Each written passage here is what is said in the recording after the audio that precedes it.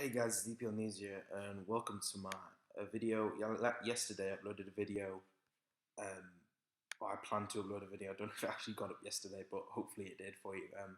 Which was basically where Benteke signed for Liverpool. Obviously, I discussed the signing of Benteke and what he adds to Liverpool, the five things he adds. And now I'm going to discuss what Brendan Rodgers actually has in terms of attacking options at Liverpool right now.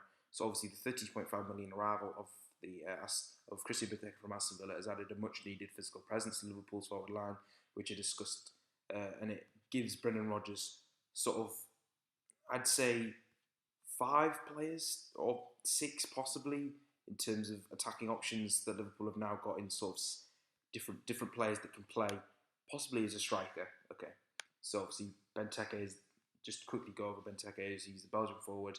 He provides significant aerial threat, firstly, something which Liverpool really have lacked.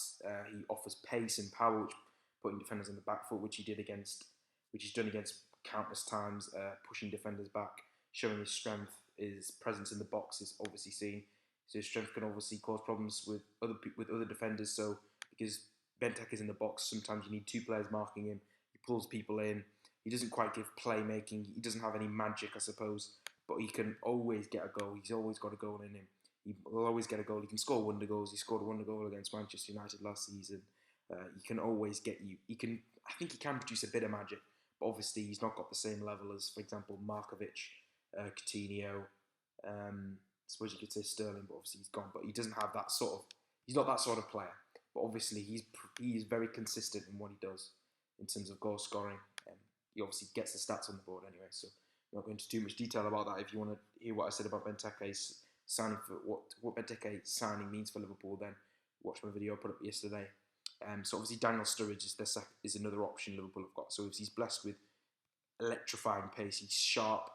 He's always on the shoulder of a defender, and obviously he tore Premier League sides apart 2 seasons ago. Last season he was plagued with injuries, but without a doubt he can score a goal every game. Really, if he keeps fit, he is one of the best strikers in the Premier League without a doubt. I mean, even last season when he played, he scored, but it's just whether he can produce it again. I think he can. I really, really do. And it'll be good for England if they can get him, if Liverpool can get him all firing, because he should be the main man up front, in my opinion, for England. Anyway, the number of injuries obviously restricted him last season to only 19 appearances. Obviously, he was so unreliable, and that's, I think, what Liverpool will get from signing Benteke is assurance, because obviously they just couldn't score last season, really. Sturridge's finishing remains top draw. However, it's really a case of whether he can stay fit and whether he might be a partner with Benteke. In my opinion, I'd either play Benteke up front on his own, or you play Sturridge up front on his own. It's either or. It's not both. But that's obviously just my opinion. Comment down below whether you think Benteke and Sturridge can produce a partnership. Obviously, nowhere near as good as Suarez and Sturridge was, but can they produce a partnership? I really don't think they can. I think Sturridge is far too selfish in a striker. There's nothing wrong with that. It's good to be selfish, but I just don't think Sturridge offers anything in terms of a partnership. I just don't feel like when he plays Rooney in England, I feel like it's just not right. Anyway, that's another video completely. So see, the signed Danny Ings on a free transfer, I believe, but I'm not sure if there's some sort of fee they had to pay, but it was a free transfer as far as I know. So obviously he showed last season he could score goals with 11 goals last season. But whether he can do that in a Liverpool shirt is a completely different question. Obviously, 11 goals with Burnley, who was struggling and got in the league and got relegated, is pretty good. But it's whether he can adapt and take that step up that is required at a club like Liverpool. He's intelligent. He makes good runs. He's very prolific, I think, in my opinion, in the penalty area. If he gets a chance, I feel like he'll score for Liverpool.